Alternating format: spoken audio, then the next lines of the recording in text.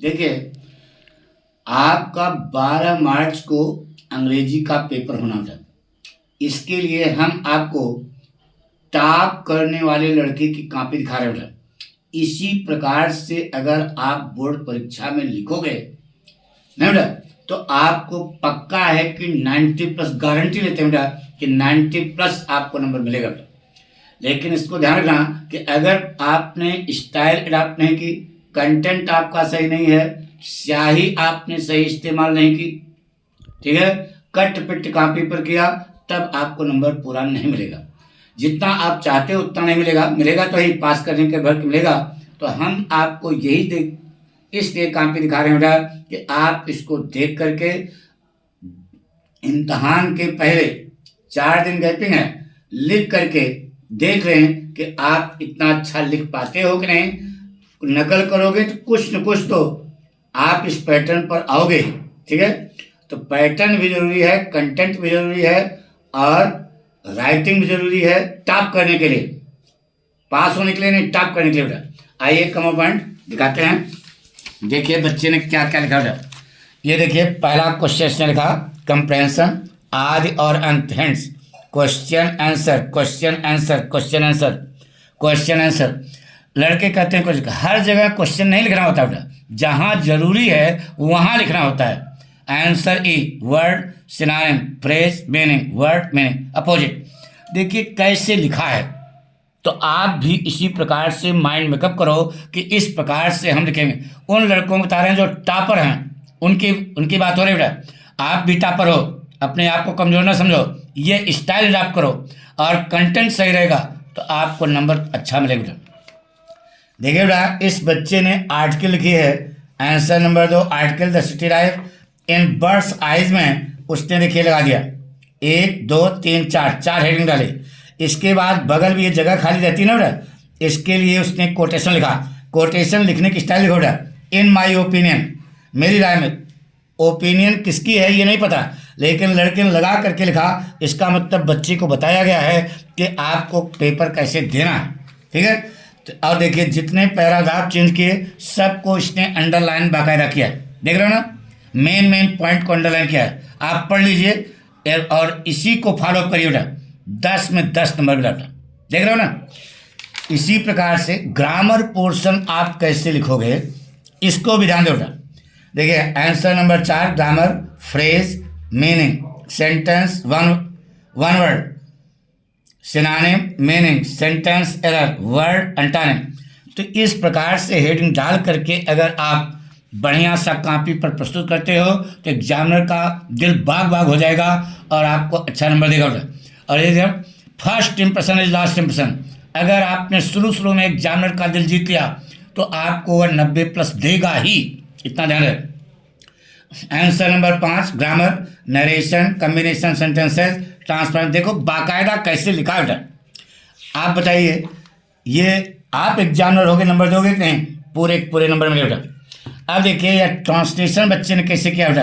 Hands आज और अंत एक अब्दुल रहीम खान खाना was travelling from one city to another city. क्या गलत है?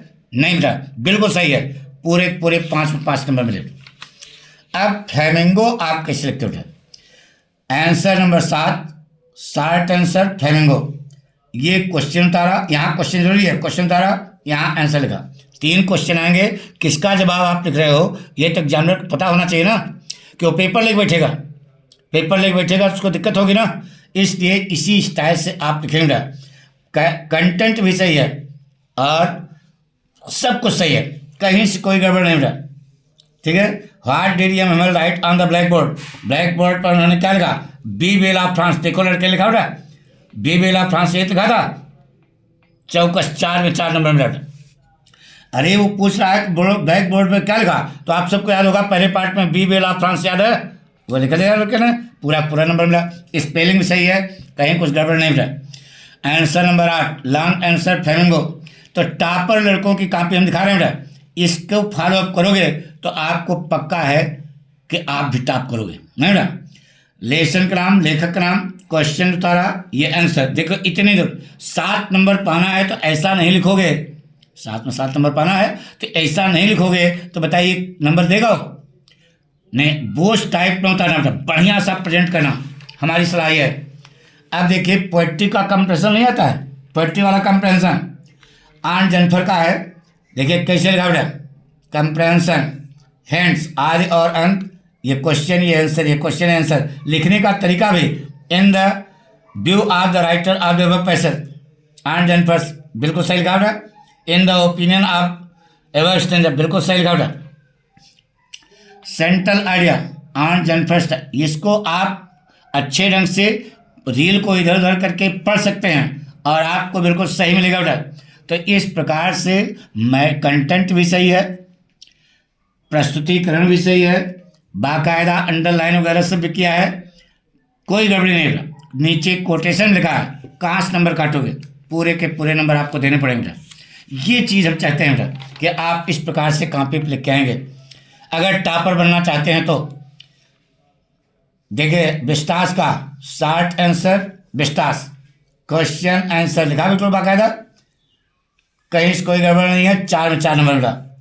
फिर देखिए वो 4 लाइन छोड़ करके फिर ये 60 क्वेश्चन है तो बीच में 4 लाइन छोड़ दिया तो कंसेप्ट क्लियर हो गया, ये 4 और ये 4 पूरा पूरा।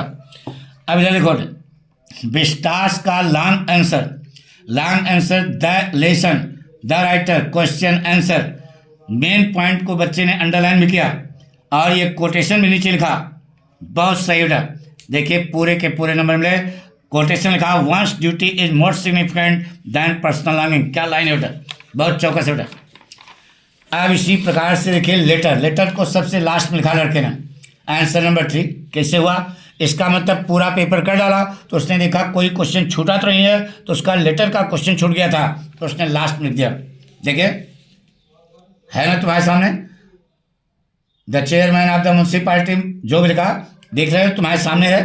तो इस प्रकार से आप लिखोगे तो 10 में 10 नंबर मिलेगा बेटा। हम आपको गारंटी लेते हैं कि यह अगर आप फॉलो अप करोगे तो 90 तक तो जाएगा ही।